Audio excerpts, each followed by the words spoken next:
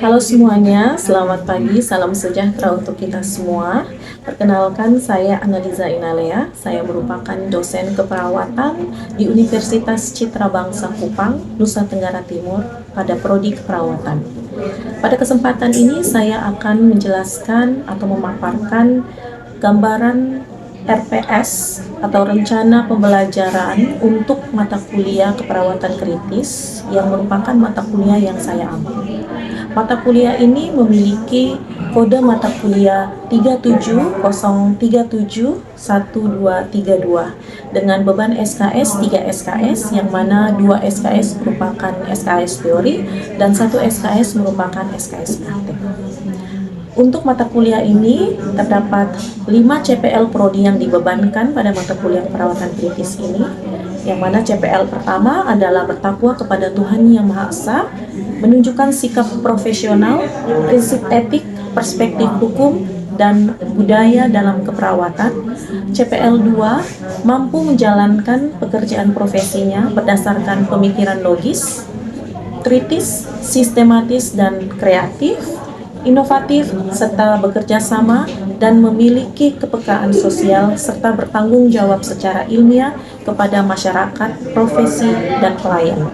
CPL 3 mampu mengaplikasikan ilmu pengetahuan dan teknologi keperawatan dengan memperhatikan nilai humaniora berdasarkan kaidah, tata cara, dan etika ilmiah dalam pemberian asuhan keperawatan di era digital.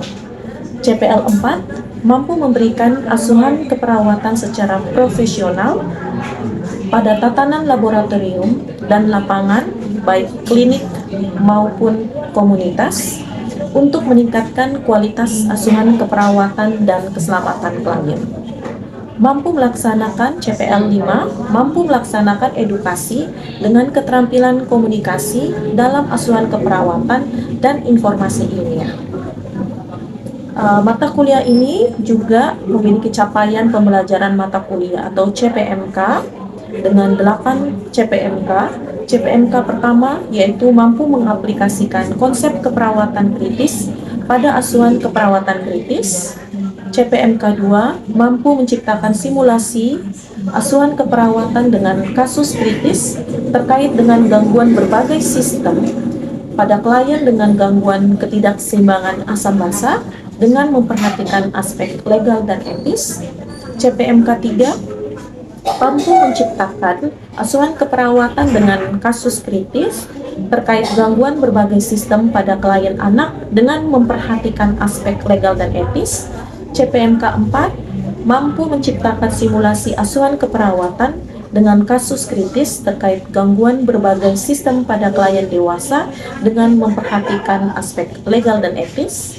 CPMK 5 mampu mengaplikasikan pencegahan primer, sekunder, dan tersier pada masalah sistem kritis dalam asuhan keperawatan kritis.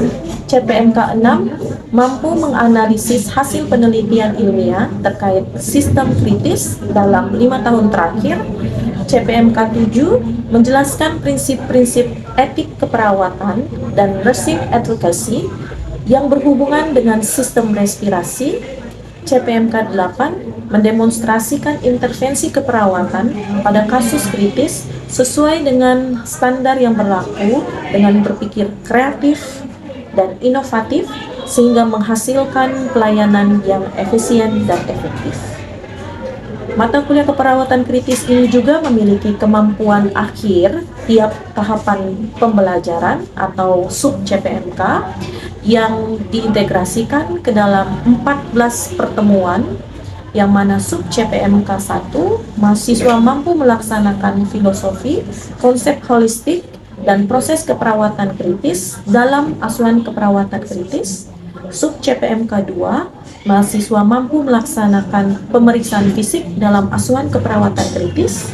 Sub CPMK 3 mahasiswa mampu membuat rancangan asuhan keperawatan kritis dengan klien asidosis metabolik diabetikum atau diabetes mellitus. Sub CPMK 4 mahasiswa mampu membuat rancangan asuhan keperawatan kritis asidosis metabolik pada pasien dengan luka bakar. Sub CPMK 5, mahasiswa membuat rancangan asuhan keperawatan dengan asidosis respiratorik. Dan sub CPMK 6, mahasiswa mampu menjelaskan dan menerapkan asuhan keperawatan klien neonatus kritis dengan BBLR, RDS, asfiksia, dan hiperbilirubin. Sub CPMK 7, mahasiswa menjelaskan dan menerapkan asuhan keperawatan klien anak dengan kelainan kongenital paten ductus arteriosus dan tetralogi evaluate atau TOF. Dan sub CPMK 8, mahasiswa mampu menjelaskan dan menerapkan asuhan keperawatan klien anak dengan kelainan kongenital VSD dan bronkomalacia. Sub CMK 9, mahasiswa mampu menjelaskan dan menerapkan asuhan keperawatan kritis klien dengan stroke pada periode akut. Sub CPMK 10, mahasiswa mampu menjelaskan asuhan keperawatan klien dengan head injury atau cedera kepala. Sub CPMK 12, mahasiswa mampu menjelaskan hasil penelitian ilmiah terkait sistem kritis dalam 5 tahun terakhir. Sub CPMK 13, mahasiswa mampu menjelaskan prinsip-prinsip etik keperawatan dan nursing advocacy yang berhubungan dengan sistem respirasi. Dan sub CPMK 14, mahasiswa mampu menjelaskan dan menerapkan ventilator dan monitoring CVP. Deskripsi singkat mata kuliah. Mata kuliah ini membahas tentang konsep dan perencanaan asuhan keperawatan yang etis, legal, dan peka budaya pada klien yang mengalami kritis dan mengancam kehidupan. Perencanaan keperawatan dikembangkan sedemikian rupa sehingga diharapkan mampu mencegah atau mengurangi kematian dan kecacatan yang mungkin terjadi. Bahan kajian mata pembelajaran. Yang pertama, filosofi konsep holistik dan proses keperawatan kritis. Yang kedua, prosedur keperawatan tentang pemeriksaan fisik. Yang ketiga, asuhan keperawatan kritis klien dengan asidosis metabolik diabetes mellitus. Yang keempat, asuhan keperawatan kritis dengan asidosis metabolik luka bakar. Yang kelima, asuhan keperawatan kritis klien dengan asidosis respiratorik. Yang keenam, asuhan keperawatan klien neonatus kritis dengan BBLR, ARDS, asfiksia, dan hiperbilirubin. Yang ketujuh, asuhan keperawatan klien dengan kelainan kongenital paten ductus arteriosus dan tetralogi evaluate. Yang kedelapan, asuhan keperawatan klien anak dengan kelainan kongenital VSD dan bronkomalacia. Yang kesembilan, asuhan keperawatan kritis klien dengan stroke pada periode akut. Yang kesepuluh, asuhan keperawatan kritis dengan klien head injury atau cedera kepala. Yang kesebelas, konsep pencegahan primer, sekunder, tersier pada masalah sistem kritis. Yang ke-12, hasil penelitian ilmiah terkait kritis dalam 5 tahun terakhir. Yang ke-13, prinsip-prinsip etika keperawatan dan nursing advocacy yang berhubungan dengan sistem respirasi. Dan yang ke-14, prosedur keperawatan tentang ventilator dan monitoring CVP. Untuk metode pembelajaran pada mata kuliah keperawatan kritis ini, kami menggunakan interactive learning, yang mana terdiri atas ceramah, diskusi. Kami juga menggunakan problem based learning, kami juga menggunakan project based learning, kami juga menggunakan simulasi, case study, dan small group discussion. Pada mata kuliah ini juga mahasiswa kami berikan tugas terstruktur dan juga tugas mandiri.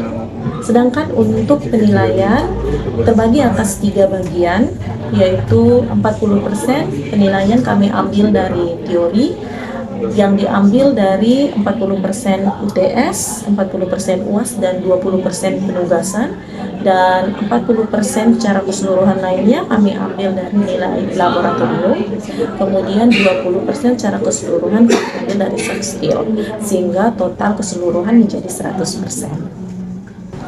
Mata kuliah keperawatan kritis ini juga memiliki 1 SKS praktik laboratorium, yang mana pada praktik laboratorium ini akan membahas terkait interpretasi asam basa, perhitungan interpretasi asam basa, perhitungan obat-obatan yang menggunakan syringe pump dan penggunaan syringe pump, penggunaan infusion pump dan perhitungan obat-obatan yang menggunakan infusion pump, serta monitoring CPP. Pada mata kuliah keperawatan kritis ini juga, terutama pada topik ventilator, kami memiliki study tour yang biasa dilakukan pada pertemuan 14, yaitu pertemuan terkait ventilator dan monitoring CPP, dan study tour dilakukan biasanya pada rumah sakit yang memiliki intensive care unit. Selamat pagi semuanya. Selamat pagi. Apa kabar hari ini? Baik. Oke, baik. Pertemuan kita hari ini pertemuan yang ketiga ya.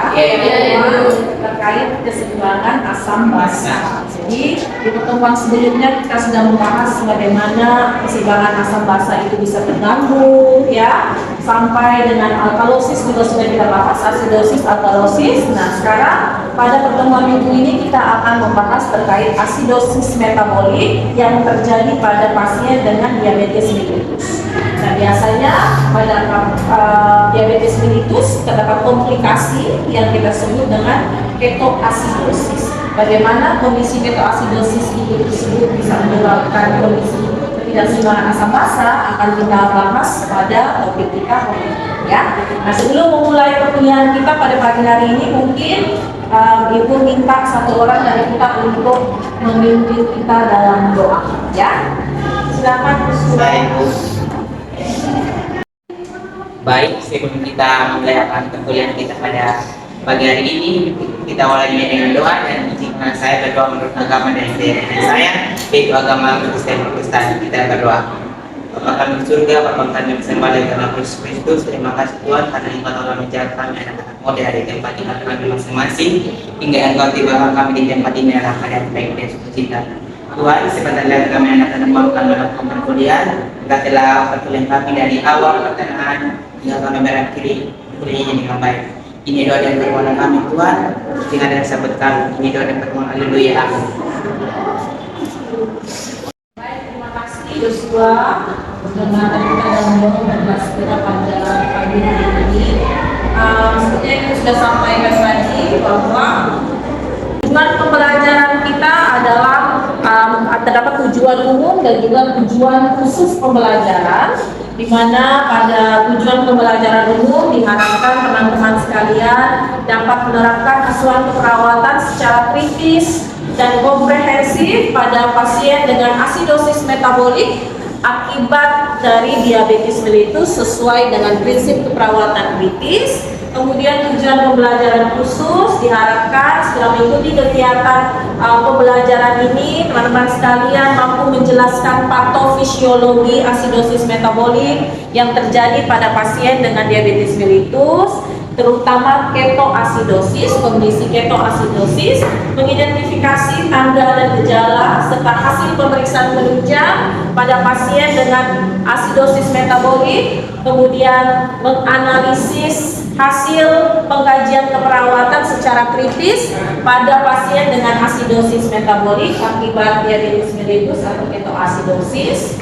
Diagnosa keperawatan yang tepat berdasarkan temuan data objektif dan subjektif pasien, kemudian merencanakan intervensi, implementasi, mendemonstrasikan pemberian asuhan keperawatan pada pasien asidosis secara tepat dan aman sesuai dengan kondisi kritis pasien, hingga pada mengevaluasi pasien. Kita juga diharapkan mampu memodifikasi rencana keperawatan. Jadi setelah memahami patofisiologi kondisi pasien yang terjadi asidosis karena diabetes mellitus, kita diharapkan mampu berpikir kritis sehingga mampu memodifikasi keperawatan sesuai dengan perkembangan kondisi pasien.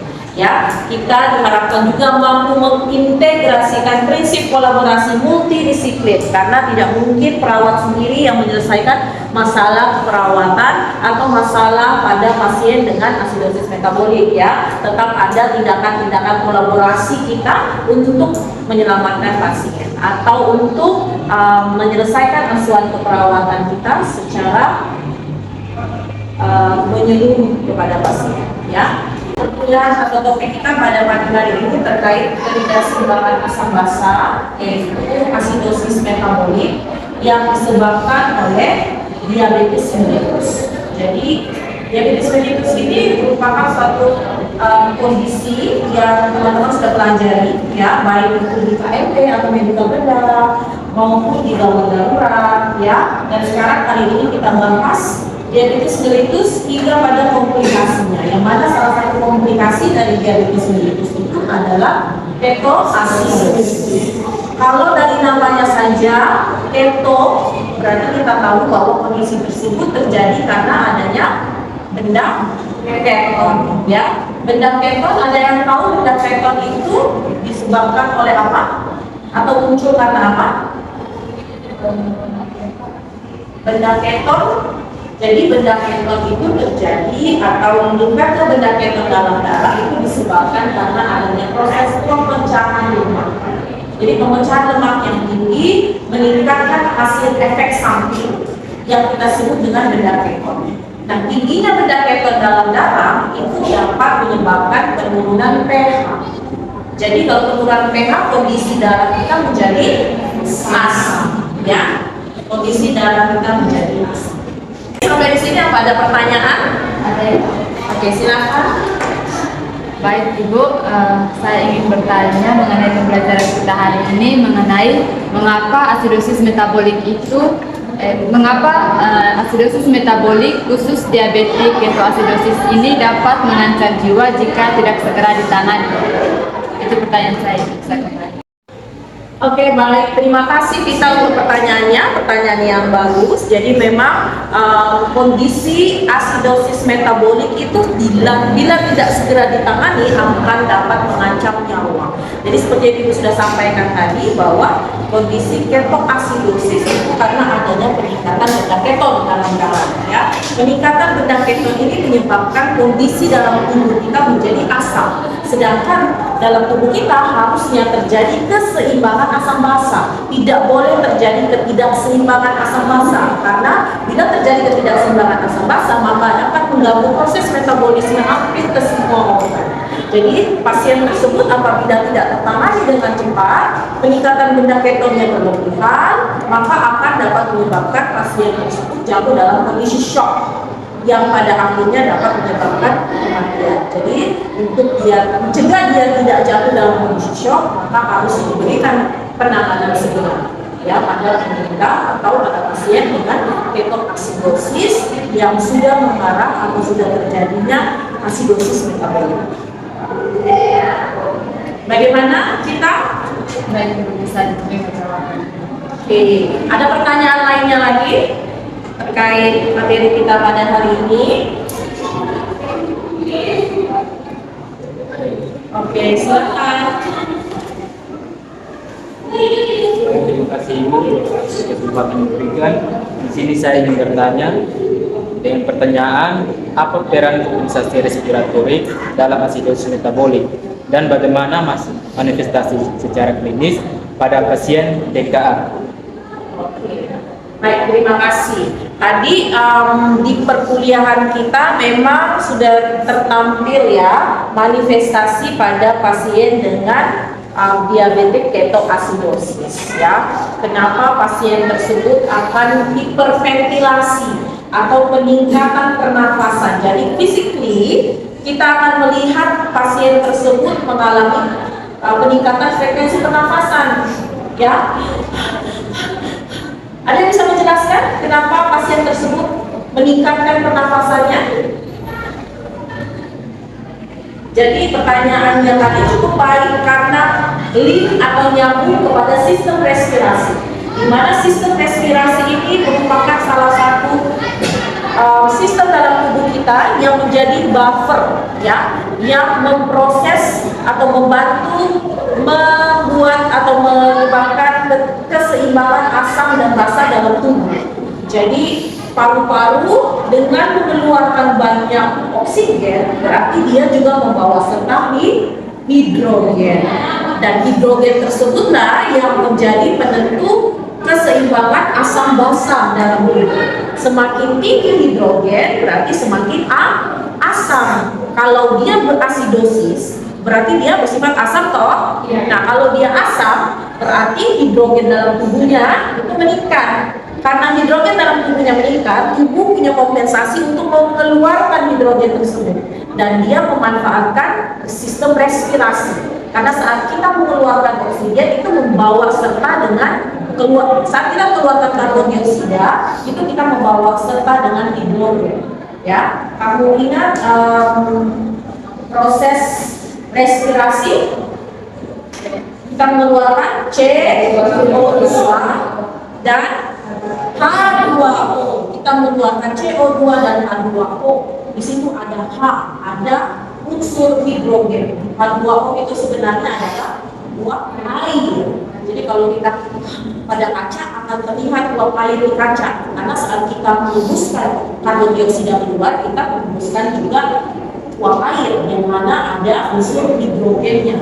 Dengan tubuh meningkatkan frekuensi pernapasan, itu berharap hidrogen juga semakin banyak keluar, sehingga asam semakin turun dan bisa terjadi keseimbangan asam basa. Seperti itu, bisa diterima?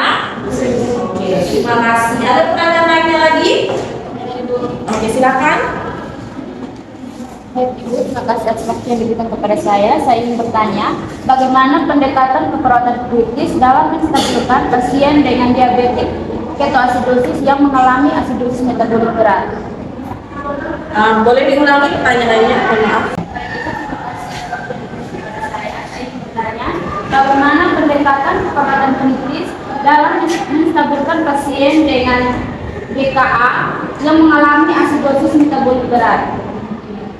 Oke, baik. Terima kasih untuk pertanyaannya. Jadi ini pertanyaan yang cukup kompleks karena menuju kepada aspek perawatan. Jadi penanganan kita terhadap kondisi pasien yang mengalami asidosis metabolik berat sudah harus secara menyeluruh. Kalau pada gawat darurat, kita sudah mulai dengan primary survey, ya. ABC-nya harus kita dahulukan. Airway-nya bagaimana, breathing-nya bagaimana, circulation-nya bagaimana. Karena kita bertujuan untuk menjaga keseimbangan hemodinamik. Karena kita tidak mau hemodinamik terganggu. Kalau hemodinamik terganggu, maka semua organ juga bisa terganggu. Akhirnya pasien tersebut bisa multiple organ failure, akhirnya bisa terjadi shock, bisa terjadi kematian. Jadi penanganan kita sudah secara keseluruhan.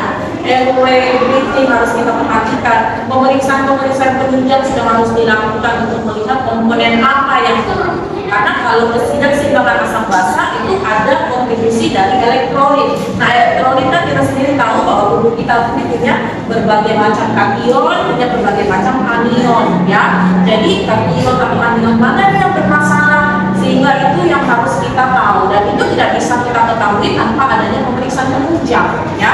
Jadi sudah cukup kompleks penanganannya pada pasien dengan masalah ketoasidosis atau asidosis metabolik yang cukup berat, ya.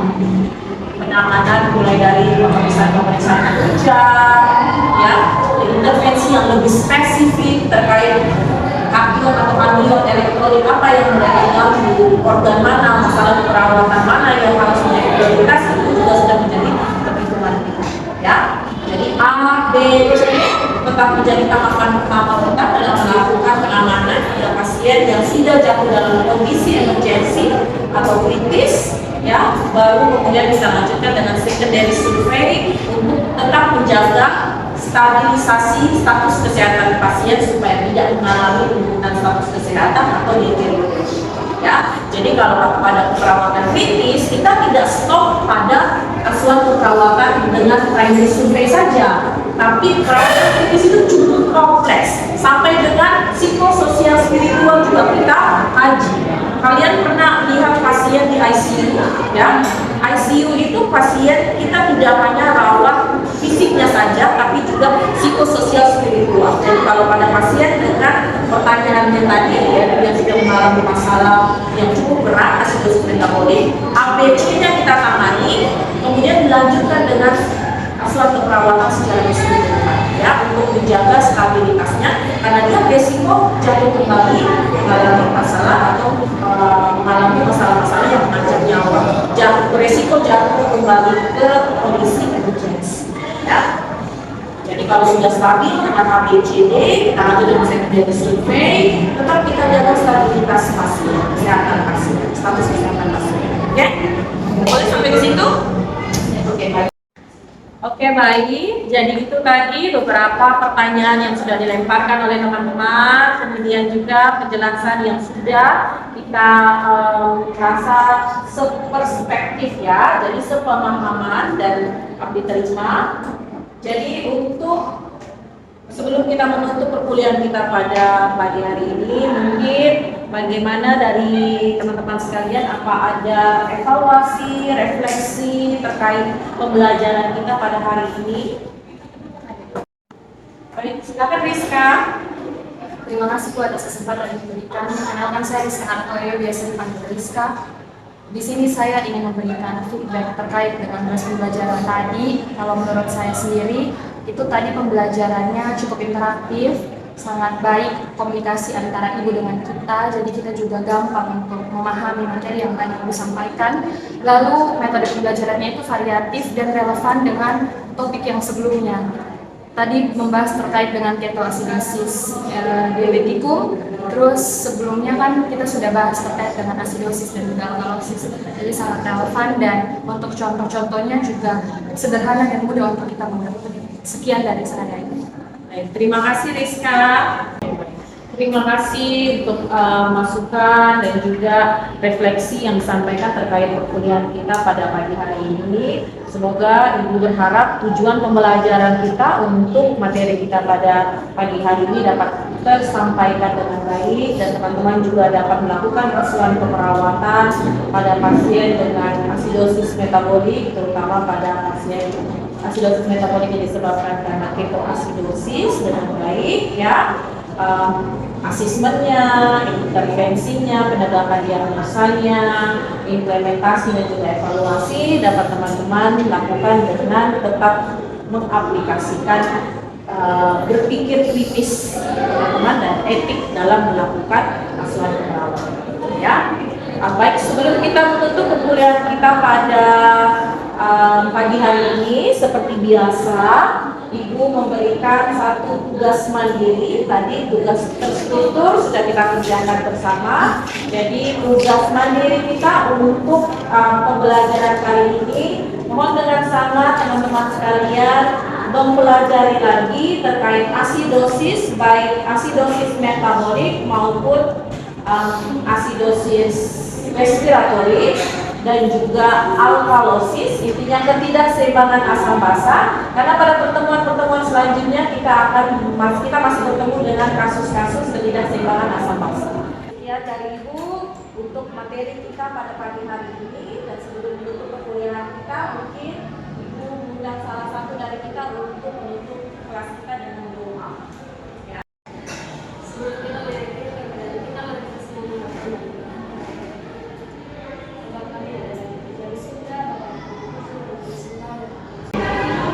Selamat pagi semuanya, selamat beraktivitas. Demikian deskripsi singkat dan video pengajaran yang saya lakukan di kelas, terkhusus untuk mata kuliah keperawatan kritis di Universitas Citra Bangsa Kupang. Saya mengucapkan limpah terima kasih untuk semua pihak yang terlibat, kepada Universitas Citra Bangsa, Fakultas Kesehatan, Prodi Keperawatan, teman sejawat, dan juga mahasiswa. Saya juga mohon maaf apabila ada salah kata dan kesalahan yang saya lakukan.